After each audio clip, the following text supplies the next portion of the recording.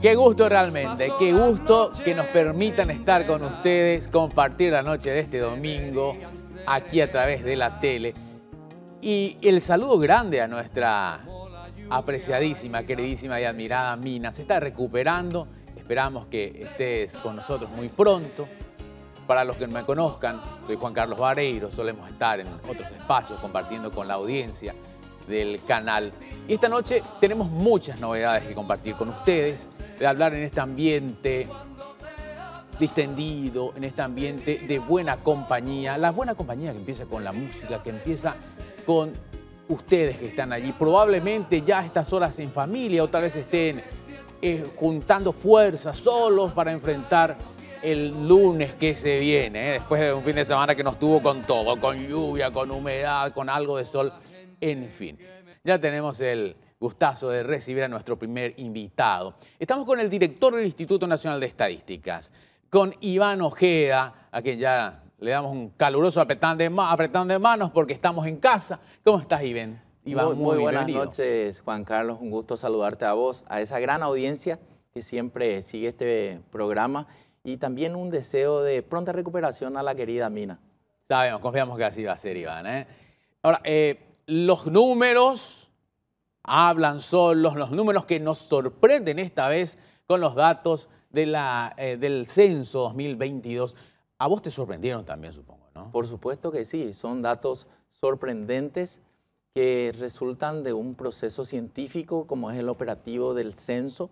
Y justamente a todo el equipo también nos llamó la atención al principio de qué es lo que estamos encontrando.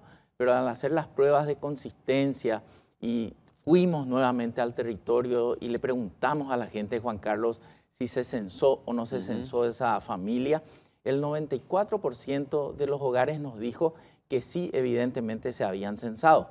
Entonces nos quedamos con eso, fuimos a hacer varias pruebas de consistencia y una de ellas, por ejemplo, lo que tiene que ver con el registro único del estudiante. Entonces tomamos el RUE, vimos la franja de 7 a 15 años, encontramos 906.000 personas, vimos lo que el censo nos decía, muy coherente con eso, y miramos un poco los datos de proyección, que es lo que se venía manejando, y encontramos 1.300.000 según las proyecciones. Entonces el Paraguay hace 21 años o más se maneja con proyecciones y son justamente las proyecciones las que hoy estamos actualizando para que el Paraguay tenga datos no ya de proyecciones, sino que datos ciertos de un censo. ¿Y a qué atribuís esto de que tanta gente salga a decir, no, a mi casa no vinieron? ¿Cuál fue el fenómeno que considerás que pudo haber ocurrido? Y hay muchos factores. En primer lugar, no existe país en el planeta, Juan Carlos, que llegue a una cobertura del 100%. No existe. Y nosotros llegamos a una cobertura del 94%. Entonces, hay un 6% que representa aproximadamente a 400.000 personas que no fueron censadas. Pero la metodología nos permite también considerar eso y, por sobre todo, validar el censo cuando tiene una cobertura de más del 90%. Ya. Ahora, no esperabas tampoco seguramente la reacción que hubo. De manera casi inmediata sale el ministro de Economía y dice, vamos a revisar esto. Probablemente ni sabías que había esa intención o esa posibilidad de que salga un ministro a decirlo, Iván. Realmente nosotros venimos trabajando con el equipo del Viceministerio de Economía, con la gente del Banco Central también. Pero también la sorpresa de él ha sido importante, ¿verdad? Yo también haría en su lugar lo mismo. Y de hecho que estamos hablando de presentar datos preliminares. ¿Esto qué implica? Que acá inicia un proceso de validación, de consistencia, porque si bien podemos hacer una verificación directa, como es una encuesta postcensal, y la comparación con registros administrativos de educación, de salud, el tema migratorio, etcétera, etcétera, también hay una conciliación o una validación indirecta, que es la conciliación censal, que consiste en estudiar todas las franjas etarias, el volumen de población, en toda la serie histórica. Entonces, las personas que hace 50 años estaban naciendo, hoy ese mismo volumen tiene que tener 50 años. Y así, para atrás y para adelante se estudia. Y eso lleva un proceso también de cerca de un año. ¿Esa revisión ya empezó o no? Sí, con Hacienda. Por supuesto que sí. Nosotros ya tuvimos una mesa. ¿O con Economía? Sí, tuvimos ya una mesa técnica en esta etapa con un comité técnico de empleo. Entonces ahí estamos evaluando también lo que está pasando con las estadísticas del trabajo. Pero por una cuestión de transparencia, nosotros ya habíamos constituido un comité técnico de población, constituido por instituciones públicas que atienden la temática de salud, de educación, de vivienda, de economía, organismos internacionales y también investigadores independientes, en donde hicimos una serie de ejercicios que hoy nos dan la certeza y la seguridad para afirmar que en el Paraguay somos 6.109.000 personas preliminarmente. Vos decís que probablemente hubieras hecho lo mismo, pero no sé si lo hubieras dicho públicamente, o tu vaso nomás y no sé. No te exijo que respondas ahora, director, no te exijo que respondas ahora, pero en fin, uno conoce algo de la política también. Director, en cuanto a los números, ahí tenemos números, ahí tenemos placas incluso que nos hablan. Leíamos el otro día un material de Mabel Causarano, urbanista, y dice, no sabía que existía, palabras más, palabras menos, ¿no? No sabía que existía como una, ¿cómo decía? Una intención, una aspiración nacional de ser más, dice. Sí. Es como si nos sentíamos, o como si el paraguayo en general se siente, nos fuimos al mundial, había sido somos nomás, nos estamos bombeando, algo así. ¿Por qué uno quiere ser más acaso? Sí, es una cuestión que se suscitó, ¿verdad? Pero la arquitecta Causarano, que es toda una referente, es una PhD en Italia, formada una referente en materia urbanística, también decía eso, ¿verdad? Pero en estos 20 años muchas cosas pasaron, Juan Carlos. El año cero del año de proyección no fue el año 2012 del censo anterior, porque ese censo tuvo muchas limitaciones para estimar el total de población. Entonces, la gente que trabajó en ese momento dijo, vamos a hacer las proyecciones, vamos a iniciar 10 años atrás, donde el censo del 2002 fue un censo bastante robusto, y en ese momento eran 5.100.000 aproximadamente, éramos en el Paraguay. Pero muchas cosas pasaron en estos 20 años, movimientos migratorios muy intensos, hay una corriente muy fuerte del 2000 al 2008 a España, porque justamente España ya llegó a una etapa de crecimiento prácticamente cero de población, entonces abrió las fronteras, motivó la inmigración, motivó a la gente a que vaya a España. Y fueron muchos paraguayos, 70.000 en esa franja, y hoy hay 106.000 paraguayos en España. Hay 4 destinos muy elegidos. ¿Argentina? Argentina sigue siendo número uno. Sigue siendo número uno, con cerca de 700.000 personas viviendo ahí según registros. Según registros, ¿podrían ser más? Pueden ser más. Estos son datos de Naciones Unidas. Segundo destino más popular, España. España es ahora. 106.000 personas según los registros oficiales. Tercer destino, Brasil, cerca de 60.000 personas aproximadamente. Esto se va a precisar porque ellos también están terminando su censo. Más que Estados Unidos. Brasil, más que Estados Unidos. Sí, y Estados Unidos está en torno a 30.000 personas. Que sería el cuarto país. Que sería el cuarto país. Allá. Ahora, seguramente estás, no quiero decir hartos, ¿verdad? No, pero tantas veces habrás dicho y te habrás referido a los resultados de este censo. Preliminares. ¿Cuándo van a estar los finales? El segundo trimestre del año 2024. Ahí está. Tantas veces decíamos, pero, a ver, entre otros temas, ¿qué podemos ir rescatando? Esa corriente de migración interna, digo. A ver, en Asunción hay menor cantidad de la que se esperaba también. Sí. Hay 470.000 personas, entonces, pero se da un fenómeno que lo analizamos en un seminario internacional con 9 países representados a la tarde de la hora de la presentación, y las grandes capitales del mundo, o las capitales del mundo, tienen una coincidencia, son expulsoras de población, porque cuesta más vivir en las ciudades, en las capitales del mundo, por una cuestión de impuestos, por una cuestión de movilidad, por una cuestión laboral. Entonces, hoy también se ve mucha migración de la ciudad a la ciudad. Esa migración del campo a la ciudad sigue siendo importante. Los censos anteriores nos decían, y la encuesta permanente de hogares, que hay una proporción de 65-35. 65 en la ciudad y 35% de la población viviendo en el campo. ¿Y a dónde va el asunceno? Y va al área metropolitana. Esto vamos a precisar también con los datos del censo. Vamos a ver dónde estaba hace 5 años, dónde está ahora. Vamos a poder medir esa migración. Pero lo rico de todo esto, lo importante es que el Paraguay deja de usar datos de proyecciones con que tienen un origen muy, muy atrás, porque las proyecciones, cuando más se alejan del año cero, pierden precisión. Y hoy tenemos datos precisos que son fundamentales para la formulación de políticas públicas y también para el sector privado, para la toma de decisiones y contribuir al crecimiento del país. Sí, para las políticas públicas. Y ahí está un punto señalado precisamente por los objetores, si querés llamarlo así, o si queremos aceptar o adoptar esa palabra, ¿no?, del censo, porque dice que en base a esto se calculan nuevamente varios indicadores que son los que van a determinar finalmente hasta los préstamos que pudiera recibir el país, ¿verdad? Es decir, hay un efecto negativo finalmente en el hecho de que seamos menos.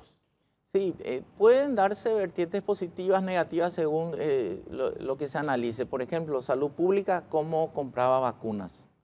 Ellos dejaron de usar nuestras proyecciones porque decían, ustedes dicen que nacen 140.000 bebés por año. Nosotros, dice el Ministerio de Salud, no vemos que nazcan más de 100.000, dependiendo del año, entre 80 y 100.000. Entonces, no usemos las proyecciones. Vamos a comprar según lo que vacunamos el año pasado y un poquito más. El Ministerio de Educación decía, cuéntenos dónde están esos niños que ustedes dicen en la proyección, porque nosotros ya no encontramos. Entonces ellos crearon el Registro Único del Estudiante, donde tiene una cobertura bastante importante también. En la parte de economía seguían usando las proyecciones. Entonces, acá lo que se va a tener es datos lo más cercano a la realidad y eso va a hacer que el esfuerzo del presupuesto público también sea más eficiente. Ya. Ahora, en cuanto a las viviendas, ¿qué necesidad la de las viviendas? En cuanto a eso, ¿qué arroja el censo? ¿Qué dice? Bueno, los datos de este censo todavía no lo tenemos. Vamos a estar publicando el año que viene las temáticas, pero sí la encuesta permanente de hogares ya nos daba algunos indicios, ¿verdad? Nos dice, obviamente estos datos van a ser ajustados con el censo, pero la encuesta permanente de hogares nos decía aproximadamente que hay un déficit habitacional de 1.100.000, de los cuales 100.000 es cualitativo, o sea, faltan 100.000 casas y 1.000.000 es cualitativo, o sea, gente que tiene que mejorar su casa porque sigue teniendo letrina o porque vive en hacinamiento, etc. Aclaro que estos datos vamos a actualizarlos y vamos a tenerlos bien, bien finos con el análisis del censo. Estoy observando en todo caso también algunos datos que son los de Alto Paraná e Itapúa. ¿Alguna vez se hablaba de estas zonas como exclusivamente a donde se ciñe con más importancia la producción intensiva, con productores inmigrantes, brasiguayos? Ahora, esa barrera, ¿se puede determinar, se puede señalar cuánto ya avanzó hacia Misiones, hacia Cazapá, hacia Paraguarí, por ejemplo, y otros departamentos? Eso nos va a decir el censo. Vemos el departamento de Alto Paraná, creo que están en 780.000 habitantes actualmente. Ha crecido mucho, tenemos la densidad tanto poblacional como de vivienda, porque este es un censo de vivienda también.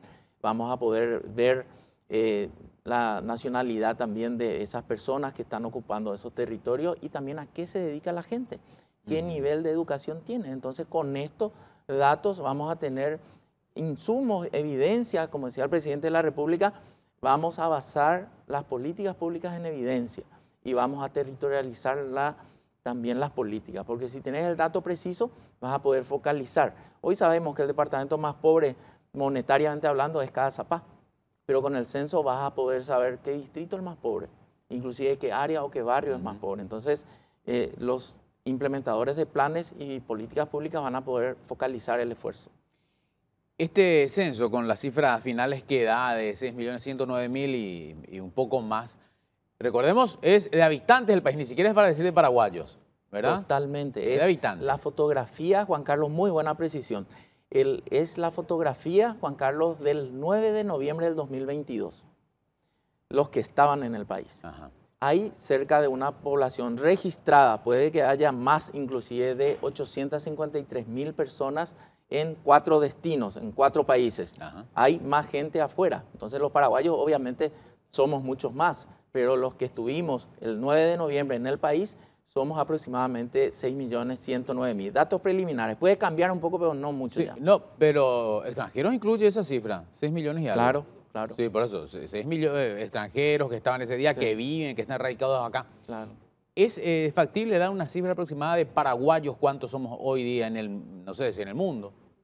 Y realmente eso tendríamos que comparar el registro de todos los países del planeta para saber en cada país. Ayer veíamos el partido, o sea, veíamos en la semana Sí. el partido de Paraguay contra Perú, ¿verdad?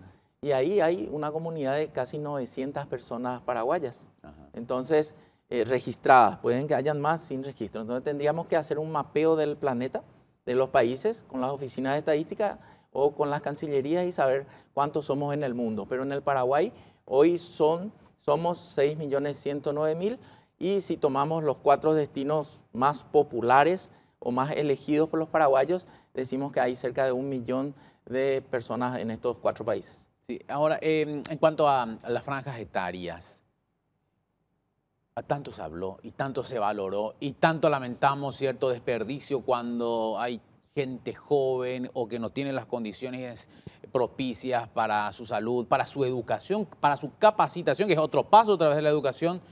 Y estos resultados, ¿qué nos dicen del bono demográfico? ¿Sigue siendo una riqueza para el país? ¿Está en riesgo? ¿Lo estamos perdiendo? El bono demográfico hay que entenderlo como una ventana de oportunidades, que si hacemos los cambios que necesitamos, vamos a tener el mentado bono demográfico. En términos sencillos, el bono demográfico se refiere a los países que tienen una población en edad de trabajar superior a los que están en situación de dependencia. Esto se está achicando, pero todavía tenemos una población eminentemente joven, productiva. Hoy las personas que tienen entre 15 y 69 años de edad, perdón, entre 15 y 65 años de edad, son el 67% de la población.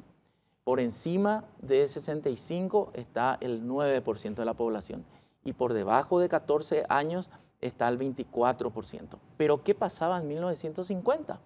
Lo que hoy era de 0 a 14 años y es el 24% de la población, era el 44% en los 50. Esa franja productiva de 15 a 64 años de edad, hoy es 67% y en los 50 estaba en torno al 50%. Crecimos con la gente más productiva. Pero los adultos mayores eran apenas el 4%, hoy son el 9% de la población. Entonces, 9%. Estamos envejeciendo a un ritmo acelerado. Las mujeres tienen menos hijos cada vez. Hoy tenemos un promedio de 2,3 hijos por mujer en su vida fértil. En los 50, en los 60, tenían 5 o 6. Pensemos nomás, nuestras abuelas, nuestras bisabuelas, ¿cuántos hijos tienen? Nuestros padres, ¿cuántos hijos tuvieron? Nosotros, ¿cuántos hijos tenemos en la familia? Entonces, vemos una contundente bajada de la fecundidad de las mujeres y esto sumado a la migración, porque en Naciones Unidas nos dicen que en los últimos 20 años en el Paraguay salió más gente que la que entró, con un saldo negativo de 500.000 personas. Cuando una mujer se va del país, es una madre potencial que sale del país y perdemos la posibilidad de 2,5 hijos de crecer nuestra población. Sí, pero esa cifra de 2,3 hijos por mujer es distinta en zonas urbanas y en zona rural. En la zona rural, ¿cuánto estaría aproximadamente? Bueno, eso vamos a precisar. Estas cifras que estoy dando son preliminares, porque seguimos estudiando la fecundidad, pero la encuesta MIX, la encuesta permanente de hogares, ya nos da estos indicios, ¿verdad? Por eso decimos, vamos a tener toda una temática, Juan Carlos, que va a estudiar la fecundidad. No solamente áreas urbanas, rurales, también la caracterización de las mujeres. Hoy las mujeres deciden casarse más tarde o tener hijos más tarde. O deciden no casarse y no tener hijos. ¿Por qué? Porque deciden capacitarse, emplearse, formarse. Hoy en los niveles gerenciales de la alta gerencia hay más mujeres que varones, por ejemplo, ¿verdad? Eso ya nos dice la encuesta permanente de hogares. Otra cuestión que pasa también con las mujeres es que muchas veces cuando en la pandemia fueron las grandes heroínas, la que decidió no dejar su trabajo para quedarse a cuidarle a los chicos, para cuidarle al enfermo, fueron las mujeres. El 37% de los hogares de la República tiene como jefa de hogar a una mujer. Sí. ¿El dato sobre empleo, eso te va a arrojar el censo también o solamente eso está, no solamente es donde decía, o eso está en la encuesta permanente de hogares? Sí, las dos cuestiones. La encuesta permanente de hogares mide la fuerza de trabajo, lo hacemos todo el año con informes trimestrales. Hoy, por ejemplo, el desempleo está en torno a 5,7% de la fuerza de trabajo, pero una vez más vemos que hubo una gran recuperación del empleo en las mujeres. Las mujeres con respecto al año anterior lograron emplearse 100.000 más, ¿verdad? O sea, hay más mujeres que han logrado ocuparse en un volumen de 100.000. El censo también nos va a mostrar a qué se dedican las personas, las nuevas profesiones, el nivel educativo, la materialidad de la vivienda, una serie de información. Son 65 variables y son 20 temáticas que vamos a estudiar. Perfecto. Dentro de aproximadamente unos meses vamos a tener los números definitivos entonces de este censo 2022, que da todavía para el debate. Y antes de cerrar, Iván, a ver, ¿cómo te sentís en el cargo? ¿Sos un sobreviviente de la administración anterior?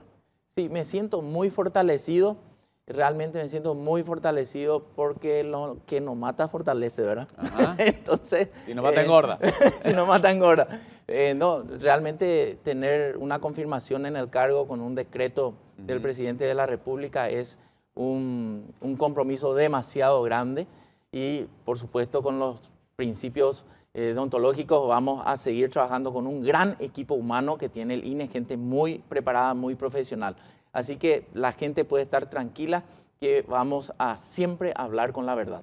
Perfecto. ¿De profesión? ¿Administrador? Administrador, y también tengo una especialización en gobernabilidad y gestión pública. ¿Volvés a la política o no? Vamos a ver. Vamos a ver. Bueno, perfecto. Muchas gracias, Iván, por estar con nosotros. Gracias, Juan Carlos. Iván Ojeda, director del Instituto Nacional de Estadísticas, dentro de lo que ya se habló del censo 2022 y de lo que ha de hablarse todavía, Y tenemos el gusto de poder compartir y deleitarnos con todo esto con la viceministra de la Mujer, Judith Blasco, a quien ya saludamos. ¿Cómo está, viceministra? Silvia. Silvia, perdón, Silvia. ¿Por qué me vino Judith a la cabeza? Sí. Explicaciones después en casa, Silvia. ¿Cómo estás, viceministra? Muy buenas noches, Juan Carlos. Un placer estar acá en el programa. También un saludo de parte de la ministra Cintia Figueredo. Sí, viceministra, ya adelantábamos al cierre del bloque anterior esto de lo que venimos hablando tanto y sobre todo recrudece cada tanto, cada vez que hay una tragedia lamentablemente y se escarba un poco detrás, generalmente feminicidios, y se escarba un poco atrás y se encuentra que, tenía que estar recluido, tenía prisión domiciliaria y quién luego le va a controlar.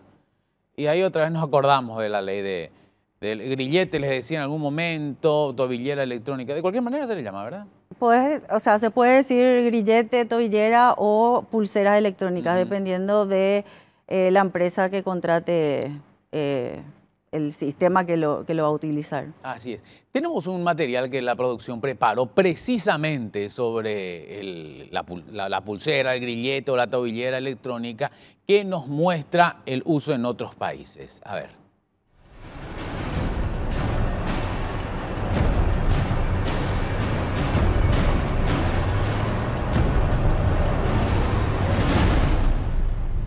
En Alemania, las tobilleras electrónicas pueden usarse por un máximo de 5 años y solo con autorización de un juez. Al cabo de 2 años, se verifica si la persona cumple los requisitos para seguir siendo monitoreada. Quienes las utilizan son exconvictos altamente peligrosos que han cumplido una condena de al menos 2 años. Más de la cuarta parte de ellos son agresores sexuales. Otras personas dentro de la categoría peligrosas que utilizan estos dispositivos son los sospechados de estar vinculados a grupos terroristas. Los demás países se suman a este tipo de uso: España, Nueva Zelanda e Inglaterra. En nuestro continente, uno de los países que más está utilizando el monitoreo electrónico es Costa Rica, que aprobó su uso en el año 2014, aunque tardó 2 años en implementarse, según los medios oficiales, por la falta de recursos. Entre los varios requisitos, solo pueden utilizarlo las personas que sean condenadas hasta 6 años de prisión. Actualmente, unas 1.800 portan el dispositivo. Más cerca de nuestro país, 2 de nuestros vecinos se unieron al monitoreo a distancia. En Brasil, el uso de estos dispositivos aumentó luego de la pandemia. En el 2022, 91.632 personas usaron las tobilleras electrónicas, lo que equivale al 11% de la población penal brasileña.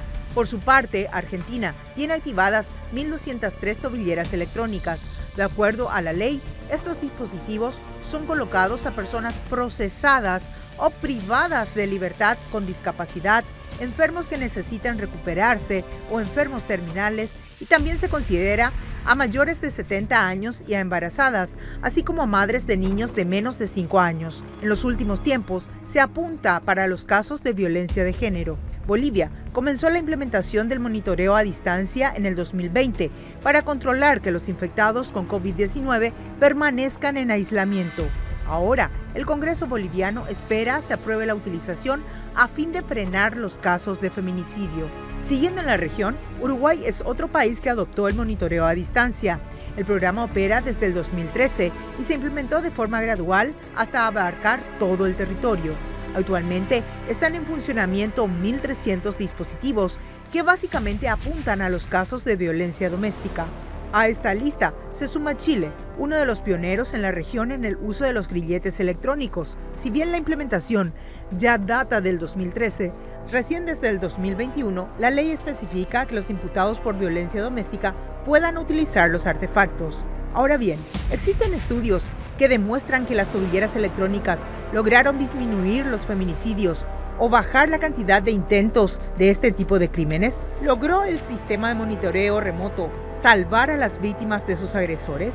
España adoptó el uso de pulseras electrónicas desde el 2010 y al 2020 los especialistas no podían determinar fehacientemente que estos artefactos sean seguros e incluso jueces o fiscales españoles han preferido dejar de usarlos.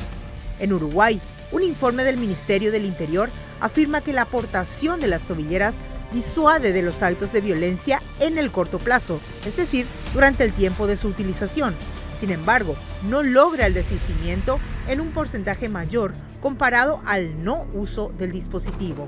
El criminólogo Juan Martens afirma que las tobilleras electrónicas no atacan la raíz cultural y hasta sanitaria del problema. Por lo tanto, de ninguna manera son garantía de éxito si es que no se trabajan las causas y si no hay capacidad para hacer la vigilancia remota. Esto decía el especialista a Radio Monumental. Funciona en España, el único país donde yo conozco y se pueden leer evaluaciones de riesgo, evaluaciones de protección, pero España hizo una inversión institucional multimillonaria, involucró en primer lugar a universidades, se hizo un gran estudio sobre violencia de género, sobre causas, percepciones, después la Policía Nacional Española y finalmente se establecieron sistemas de protección. ¿Cuántas tobilleras necesitamos? ¿10.000? ¿20.000? ¿Cuántos policías van a controlar eso? ¿En qué centro de monitoreo? Si nuestro 911 no está funcionando porque no tiene capacidad. El problema que tenemos en este país, aparte de la corrupción, es la falta de dinero, el mal gasto del dinero público y no tenemos infraestructuras institucionales. ¿Cuántas CODER y Santiago tienen psicólogas y psicólogos? ¿Cuántas municipalidades tienen el sistema de protección integral a las mujeres? O sea, no tenemos. Entonces, presentamos la tobillera como una solución mágica y de aquí seguramente a 2 o 3 años vamos a seguir plagueándonos y lamentando muertes de otras mujeres, lastimosamente. En nuestro país, el debate sobre las tobilleras electrónicas arrancó en el 2018. Solo 2 años después se aprobó la ley, que hasta ahora no fue reglamentada. Desde entonces, pasaron 5 años de discusiones, burocracia, falta de acuerdos y de financiamiento. Mientras tanto, ya murieron 222 mujeres, quienes en su mayoría recurrieron al Estado buscando protección y justicia.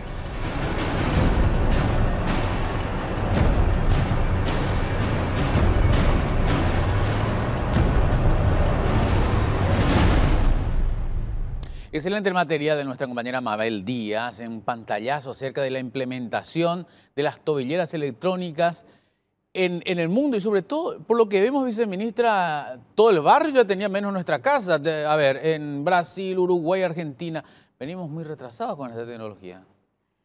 En realidad sí, como dijo el material, Hace 5 años ya está esta ley. No tenía decreto reglamentario, lo cual no quiere decir que no se justificativo para que no se pudiera implementar. Claro. Justamente eso es lo que estamos haciendo ahora en esa mesa liderada por las propias autoridades de las instituciones responsables en esa ley y también afectadas digo bien, como el Ministerio de la Mujer, de que es el tema que hoy se está tratando es para evitar más feminicidios. Entonces, realmente el decreto ya es una cosa trabajada, como lo había manifestado el ministro del Interior hace unos días en conferencia de prensa. Ya prácticamente eso es, ya es un hecho. Bien. Lo importante es llegar. Claro, por supuesto. Como decimos, esto está en emergencia. Sí. Nos hubiera gustado tener la presencia de alguien del Ministerio del Interior. No fue posible, lamentablemente. Nos dijeron sobre la hora ya prácticamente que surgió un inconveniente y por eso no están con nosotros. Pero sí, agradecemos a la viceministra de la Mujer, a Silvia Blasco, sobre esto. Decías que es una decisión ya ahora, es una decisión tomada de que se va a implementar. ¿Y hay un plazo este año, el año próximo? Bueno, no quiero ser irresponsable en decir de acá a tantos días, tantas semanas. ¿Por qué? Porque lo que se está analizando en esta mesa de trabajo, como digo bien, con las autoridades, es la primera etapa es ver todo lo que era la parte tecnológica. Empresas ya que estuvieron mostrando la parte de tecnología que ofrecen en cuanto a esta temática, cómo controlan, la parte de la conectividad, cosas que hay que tener en cuenta a la hora de aplicar estos sistemas electrónicos. Digo, es difícil de conseguir. Si estamos viendo que en realidad en los demás países acá cerca hay oferta, ya están en uso. De hecho, en Paraguay son muchas las que se acercaron, ¿no sabes? La verdad que no quiero hablar de si hay muchas, pocas, pero sí hubo 5 o 6 empresas que se presentaron a mostrarnos en un principio cuáles eran lo que tienen como oferta. Esto no quiere decir que ellos ya estén concursando. Claro, o ya que haber una licitación. Dejar bien en claro eso. Quisimos ver qué hay en el mercado y cómo poder... ¿Hay mucha variedad? La verdad que todos tienen más o menos las mismas características. Entonces, pero remarcar esto, Juan Carlos, no está en licitación, no está en llamado. Fue una manera de saber con lo que se cuenta, ¿sí? Para poder saber cómo también lo que va a ser de la reacción inmediata en cuanto a recursos humanos, ¿verdad? Entonces, de manera a que la gente también sepa esto, para que sea completamente transparente el accionar que están teniendo hoy las instituciones con relación a este tema. En principio, cuando se habló de esto, se dijo, bueno, es cuestión de comprar seguramente las tobilleras, ver bajo qué régimen, después podemos hablar de eso, ¿verdad? Va a ser comodato, quién lo va a pagar y todo lo demás. Pero se decía, bueno, es cuestión de implementar nomás y que suene una luz roja en la comisaría o en la central del 911 y quien reaccione. No es tan simple la cosa, me decía. No, o sea, ¿dónde tiene que estar realmente el sistema de monitoreo? Es en el 911, porque son ellos los que van a reaccionar ante el incumplimiento o la violación de restricción, ¿verdad? Del espacio o el perímetro que tiene prohibido traspasar. Todo eso no va a estar, no va a estar ligado con el sistema, para que quede claro, con el sistema del 911 sí va a haber se está previendo que haya una sala de monitoreo, ¿sí? Con profesionales capacitados también en ese monitoreo, bien digo, de las personas que tengan la tobillera. En el caso de violencia contra las mujeres, Las dos personas tienen que tener un mecanismo. Ambas, no solamente el que tiene Tal cual, porque la restricción. la víctima tiene que saber si se está acercando o no, Sí. para que la reacción venga para ambos lados, para ambas personas, para que la víctima tenga tiempo a alejarse y a recibir la ayuda, ¿verdad? Entiendo. Del 911, de policías del 911, como también lo vamos a trabajar con el LINCE. O sea, todo esto se está discutiendo, nada está todavía así bien definido. Sí, estas cuestiones de quiénes tienen que reaccionar, qué ministerios o qué instituciones tienen que monitorear, porque eso sí está por ley. Ahora, no estoy pensando, ciertamente es hasta estigmatizante, pero quien tiene deudas pendientes con la ley sabe a qué atenerse, utilizar esas tobilleras. Pero si la denunciante, yendo a un caso de denuncia por feminicidio, si la denunciante también tiene que usar la tobillera. No. Ya te digo que no es una tobillera para la víctima.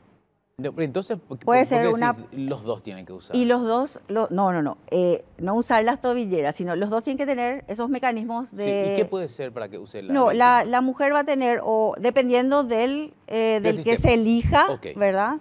Hay empresas que dicen una app en el celular. Entiendo. O un botoncito, o como un control remoto, o algo así, como un botón de pánico. Sí.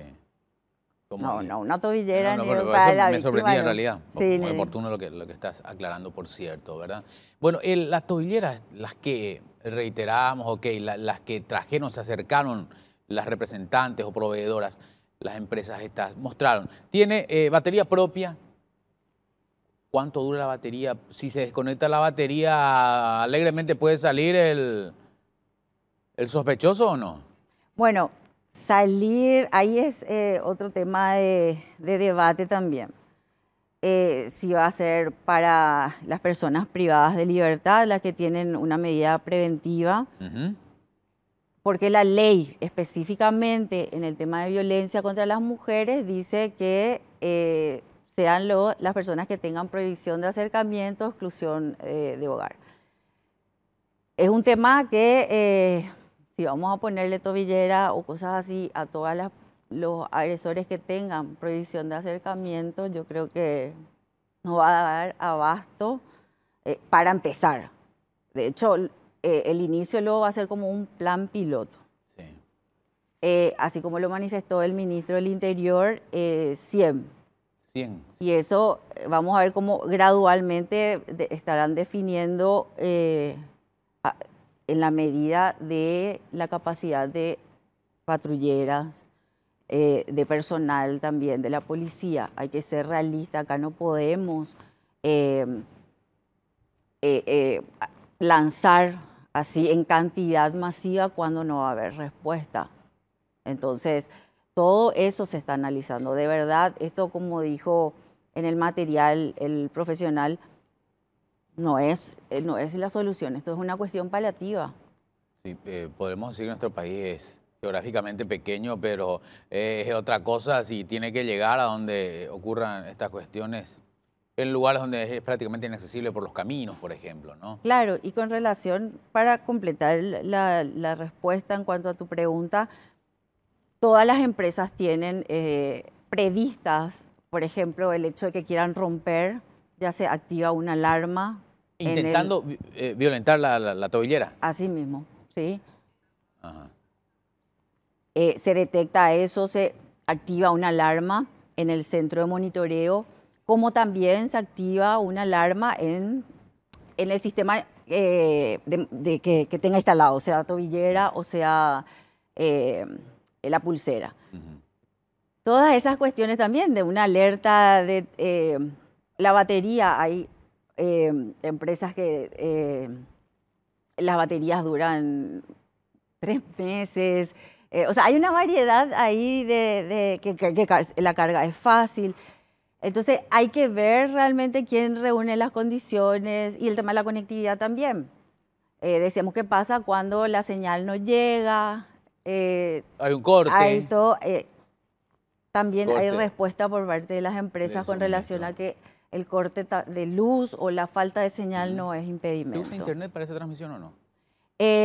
No quiero hablar, o sea, en el sentido de que técnicamente, porque no manejo los términos informáticos, pero sí manifestaron de que no necesitaban, el hecho de no tener señal, no, porque se queda guardada, y esto casi todas las empresas manifestaban, se queda guardada todos los movimientos que tenga el agresor en una memoria que tiene este dispositivo. Continuamos aquí hablando de esto que va a instalarse y que es uno de los elementos principales a los que el gobierno apelará, sobre todo para hechos muy dolorosos como son los feminicidios. Hablamos de la tobillera electrónica o grillete electrónico, y para eso ya estamos con la viceministra de la Mujer, Silvia Blasco.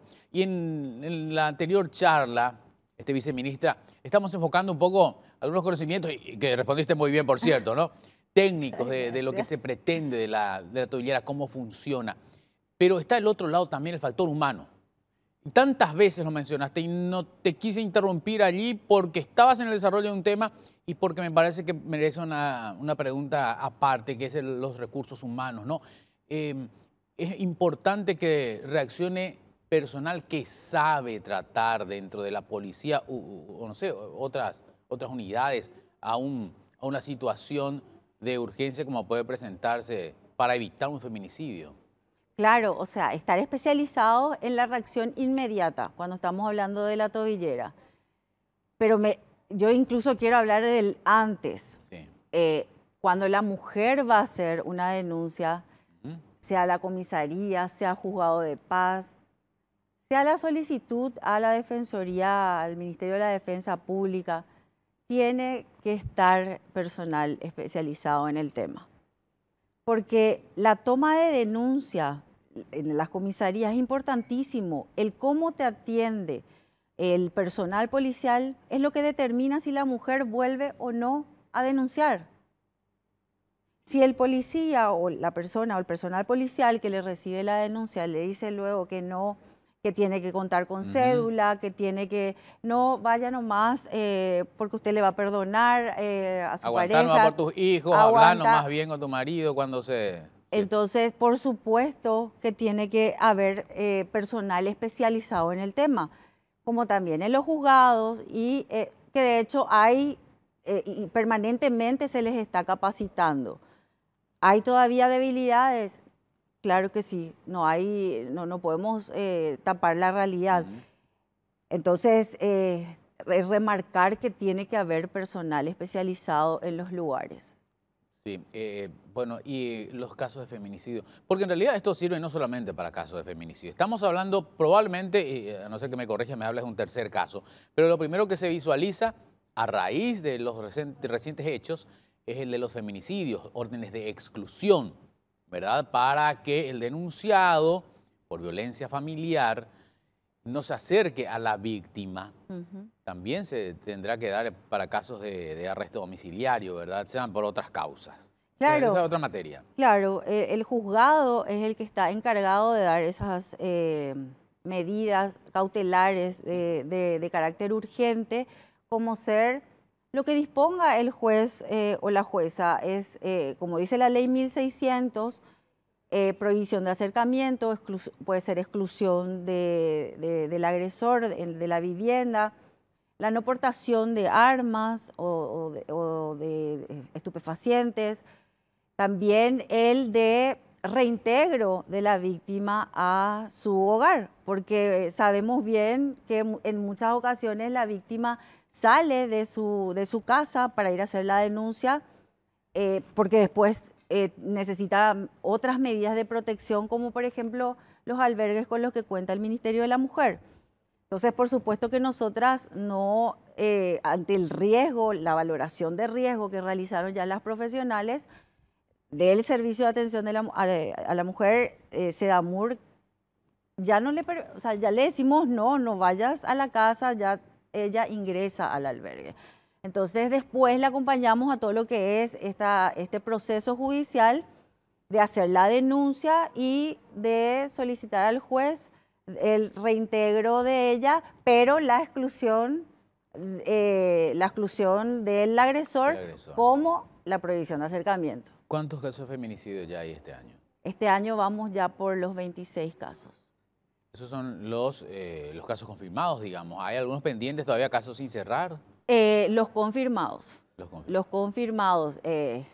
Y hablando, y hay que ser sinceros también, el tema de los subregistros. Hay subregistro cuando hablamos de feminicidio.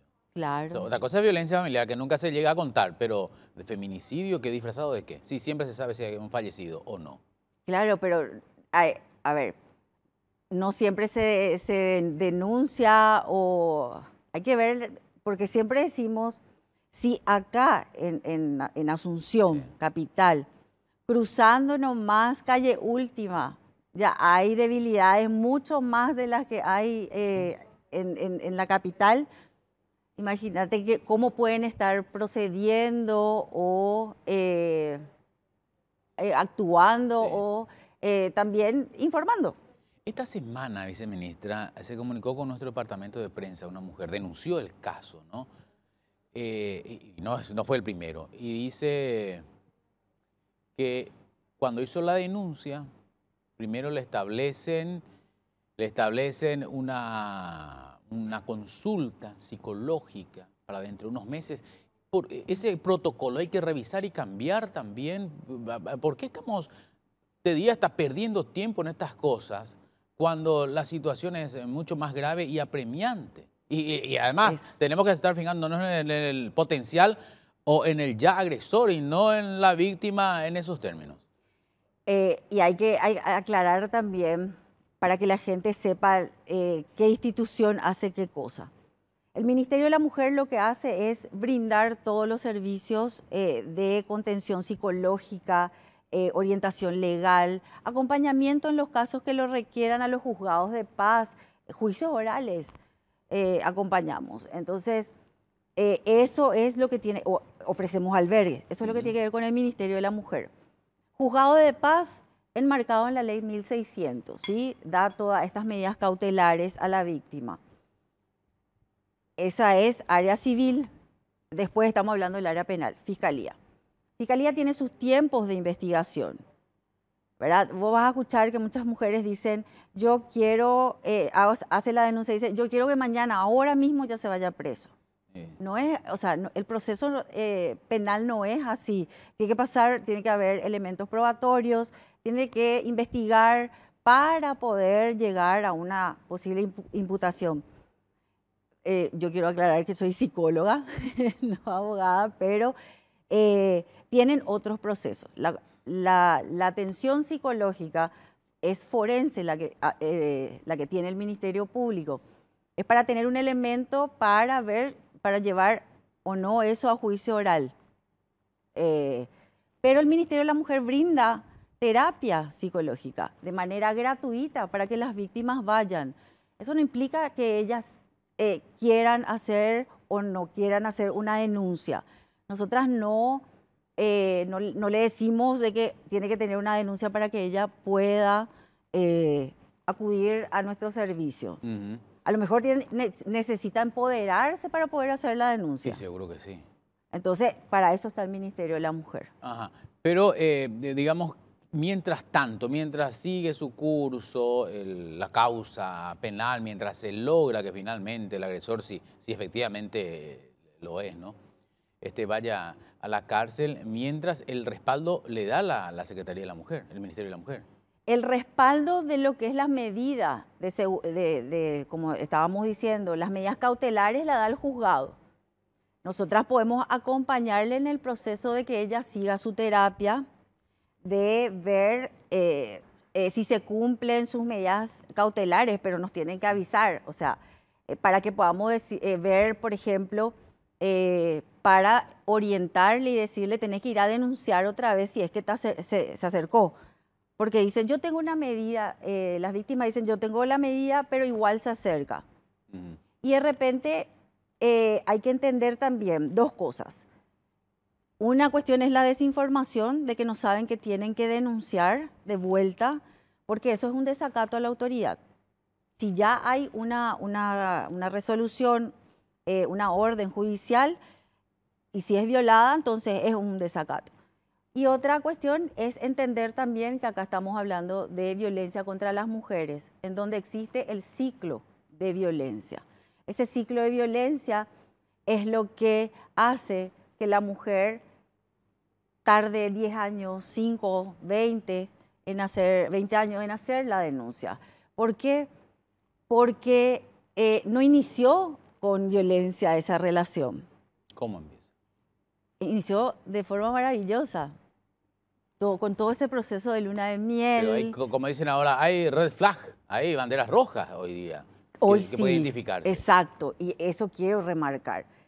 Acá tenemos que trabajar en la prevención. Si no trabajamos en la prevención, vamos a seguir hablando de 2.000 casos por año atendidos de mujeres atendidas en el Servicio de Atención a la Mujer del Ministerio de la Mujer. Miles y miles de llamadas recibidas en el 911 por violencia intrafamiliar. Cada 3, las estadísticas que tiene el Ministerio Público. Entonces, hay que trabajar en prevención. Hay que trabajar y hay que, como vos dijiste, hay una lista de check. Sí, ¿Sí? una lista de check. Un check, si se quiere, de características que son muy solapadas. Y que ¿Podés si tirar vamos, unos tips así? Puedo. A ver. El hecho de que se ponga celoso. Pero me va a decir que se ponga celoso nomás, bueno, está bien. Te controla tu celular. No soy celoso, pero tampoco boludo, dice él. Esos comentarios, por ejemplo, ¿verdad? Mándame tu ubicación en tiempo real. Son características que son muy solapadas, repito, y que van escalando. Entonces, y todo camuflado en la palabra amor y preocupación, cuando en realidad es control. Ahora, ¿qué decimos del perfil de las víctimas? El factor educación en todo eso. Es un prejuicio, lo asumo, ¿verdad? Es un prejuicio. Digo, las mujeres con menor formación son más pasibles de sufrir esto porque no tienen las herramientas suficientes como para saber que hay un Estado que le tiene que defender. La violencia contra las mujeres no tiene edad, no distingue clase social, no distingue religión, cultura, nada. La violencia contra las mujeres, ni si tiene estudios o no tiene estudios, ni si sabe leer, ni sabe. La violencia contra las mujeres está instalado, es una pandemia, estamos hablando de esto hace más de 10.000 años. Entonces, y se habla a nivel mundial, no es solamente Paraguay. Dice, no, acá nomás en Paraguay son así los hombres. No, en el mundo entero se habla de la violencia contra las mujeres y que todavía no estamos pudiendo hablar de la erradicación o la eliminación completa de esta problemática. Es seguir haciendo acciones, pero como bien dijiste, si no empezamos a trabajar desde la enseñanza inicial de esto, vamos a seguir hablando de feminicidios y demás. Nosotras estamos como ministerio trabajando con adolescentes en la campaña de noviazgo sin violencia, pero de todas maneras ya es tarde. O sea, ya estamos llegando tarde. Hay que iniciar, hay que trabajar con el Ministerio de Educación, que lo vamos a hacer y que lo estamos haciendo ya. Pero hay que trabajar en la prevención, definitivamente. Hay tanto que hablar de todo esto. Muchas gracias. No, por favor, Juan Carlos, muchas gracias. Silvia Blasco, viceministra de la Mujer, aquí con nosotros en Mina en Casa. Bien, y continuamos aquí en Mina en Casa y no vamos a dejar de ir la noche sin saludar a Capro, que cumple 17 años y hablamos de la Cámara de Paraguaya de Procesadores de Oleaginosas y Cereales, con cuya gerente general precisamente ya estamos, con Sandra Noguera. ¿Cómo estás, Sandra? Buenas noches. Muy bien, buenas noches. Un placer estar aquí en este programa tan visto y exitoso. Un saludo a toda la teleaudiencia y a vos también, Juan Carlos, y ojalá Mina esté mucho mejor. Confiamos en que así va a ser, ¿eh? Sí. Sandra, procesadores, decía, Cámara Paraguaya de Procesadores. Ustedes no abarcan los productores, o sea, es otra etapa dentro de este importantísimo rubro. Es así mismo. Dentro de la cadena hay varios actores. Los productores son los que son fundamentales también dentro de la cadena porque ellos son los que siembran y cosechan y son los que nos proveen de las materias primas agrícolas. Está también otro eslabón de la cadena que está formado por las empresas que solo se dedican a exportar soja u otras oleaginosas en estado natural. Y estamos nosotros, que somos la Cámara Paraguaya de Procesadores de Oleaginosas y Cereales, como bien lo dijiste. Y esta cámara nuclea a las principales industrias aceiteras del país, que lo que buscan es justamente darle mayor valor agregado a las materias primas agrícolas dentro de nuestro territorio, porque sabemos que ese es el camino para el desarrollo sostenible de nuestro país, para darle más oportunidad a todos los paraguayos, porque las industrias lo que hacen es dar mayor empleo y de calidad, también generan mayor ingresos de divisas cuando se exportan productos industrializados y también dan un equilibrio a la macroeconomía porque genera un flujo constante de ingresos de divisa al país, con lo cual se mantiene estable el cambio de monedas, ¿verdad? ¿Qué se hace actualmente de la soja paraguaya?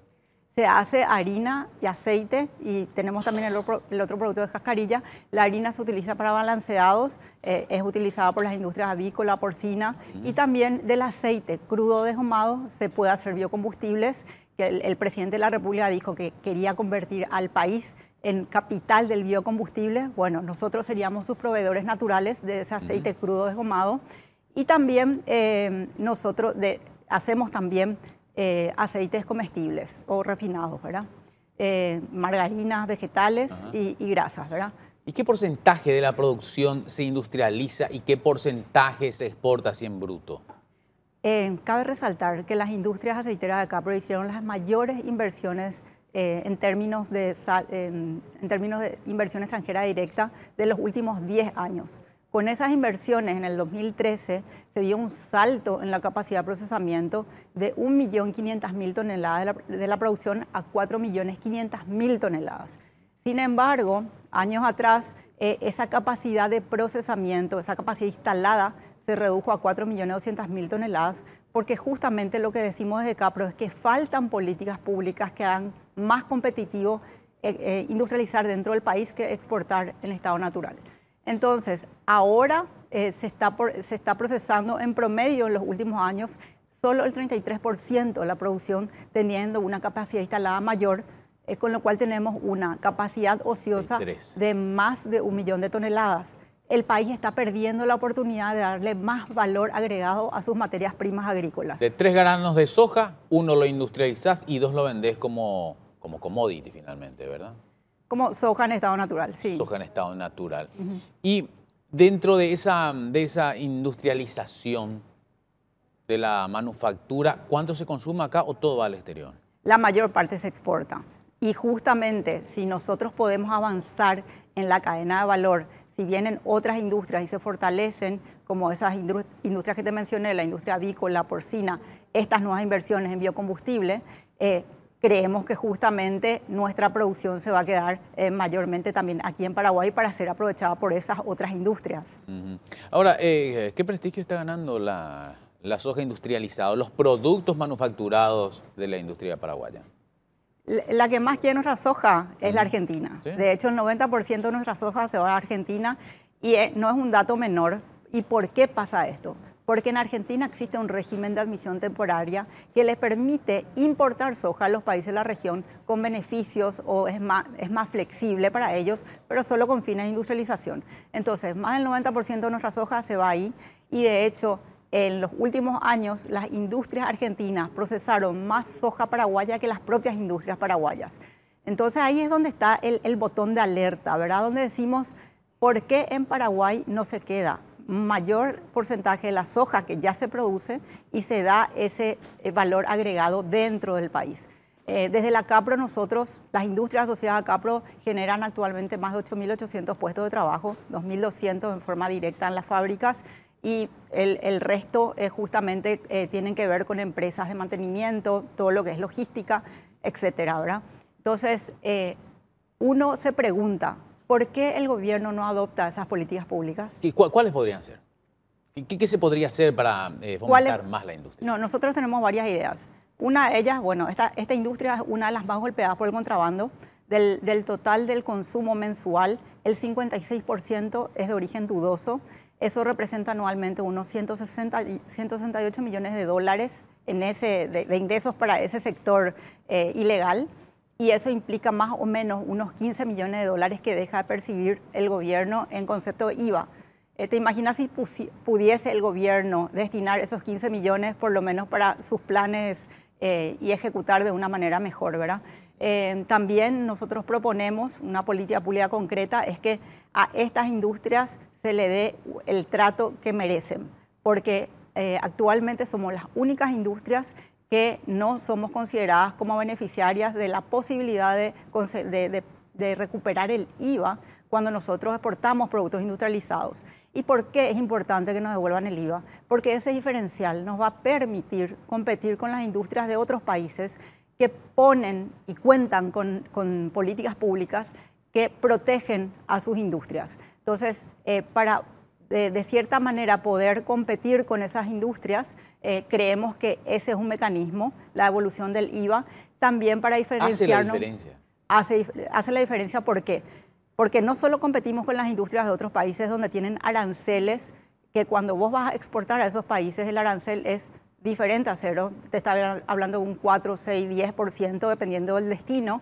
Sin embargo, si vas a exportar soja en estado natural, el arancel es cero o es más bajo de lo que ya mencioné de los productos industrializados. Entonces, ¿qué pasa? El mundo quiere soja en estado natural o materias primas para industrializar dentro de sus países, ¿verdad? Entonces, lo que nosotros también tenemos que ver que competimos por la soja paraguaya con otras empresas que no tienen inversiones en el país, que son las que solo se dedican a exportar soja en estado natural. Entonces, ese diferencial en la evolución del IVA va a hacernos más competitivas a las industrias en el momento de competir por esa materia prima. A eso voy.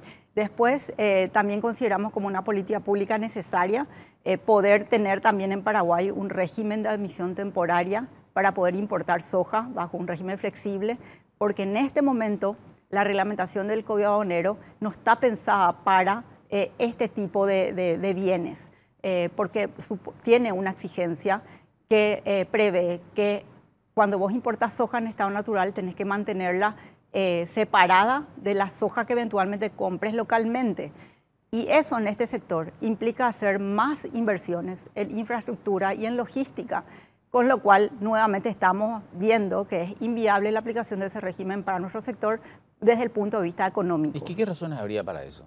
¿Biológicas? No sé. No, las razones, entendemos perfectamente, es para que aduana pueda controlar el movimiento, pero eso se puede hacer, en nuestro caso, a través de documentación y a través de balance de masa. Vos tenés tu despacho de importación bajo el régimen de admisión temporaria, traes la soja, la procesás, por más que mezcles con la soja paraguaya, por balance de masa, un balance de masa donde vos tenés que, el INTN también interviene en esto, te dice la fábrica, cuánto es el rinde de la fábrica, cuánto puede transformar de esa soja, cuánto se transforma en harina, cuánto se transforma en aceite y en cascarilla. Y ahí otra vez en el despacho de exportación se puede hacer la diferencia en volumen, ¿verdad? Entonces es una ecuación. Exactamente. Es una ecuación. Es una ecuación. Ahora, esos que estás mencionando, Sandra, sí. ¿Tiene el presidente, el ministro de Industria, el ministro de Economía, tienen en la mesa o lo van a hacer ahora? Creo que está el compromiso hecho. El presidente Santi Peña dijo que él no veía ningún reparo en que se pueda flexibilizar el régimen vía decreto. Y también estuvimos hablando con el director el director nacional de ingresos tributarios. También nos dijo que él no veía ningún problema en eso, que trabajemos juntos. La apertura está, ahora tenemos que sentarnos a dialogar con ellos y ver de qué manera podemos ajustar ese régimen para que sea utilizable por este sector. Y de esa manera también poder ampliar, hay digamos que unos desafíos muy a la vista dentro de Capro, por fuera de esos planteamientos que le hacen al gobierno. ¿Qué desafíos tiene Capro? Bueno, uno de ellos, y no solamente para Capro, es la cuestión que está ahora en este momento, el tema del peaje impuesto por la Argentina de forma arbitraria y de forma unilateral en violación al Tratado de la Hidrovía. Ese es un tema que resta competitividad, no solo, como mencioné, a la agroindustria, sino a todo el país, porque más del 80% de nuestra exportación y de la importación se maneja vía la hidrovía. Eso implica, si se cobra el peaje, eso implica un mayor costo en las importaciones y también todo se traslada a los productores, posiblemente cuando se aplique ese peaje, ¿verdad? Nos resta competitividad a una vía que es eficiente de salida, ¿verdad? Sí. Bueno, muy importante todo eso. Sandra, una vez más, gracias por estar con nosotros. No, gracias a ustedes por la invitación y buenas noches. Buenas noches. Sandra Noguera, gerente general de la Cámara Paraguaya de Procesadores de Oleaginosas y Cereales, CAPRO. Y así, de sopetón nomás y en un suspiro, este encuentro subrepticio de un domingo a la noche llega a su fin hoy, ya con el saludo nuevamente. Mina, te queremos mucho, te esperamos, que te mejores. Muchas gracias por acompañarnos. Esperamos haber sido una buena compañía dominguera para ustedes. A empezar con todo el lunes. Buenas noches.